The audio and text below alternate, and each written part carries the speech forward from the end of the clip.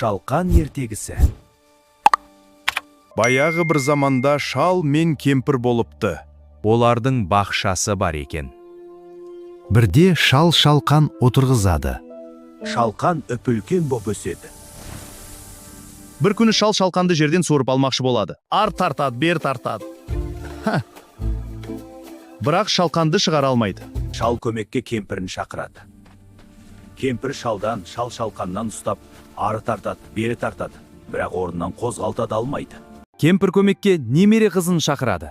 Немересі кемпірден, кемпір шалдан, шал шалқаннан ұстап, ары тартады, бері тартады. Тағы да суырып шығара алмайды. Немере қызы итін шақырады. Ит қыздың етегінен немересі кемпірден, кемпір шалдан, шал шалқаннан ұстап, ары тартады, бері тартады. Шалқанды суыра алмайды. Енді ит көмекке мысықты шақырады.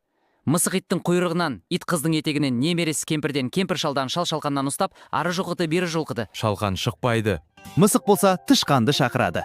Тышқан келіп мысықтың құйрығынан, мысық иттен, ит немересінің етегінен, қыз кемпірден, кемпір шалдан, шал шалқаннан ұстайды.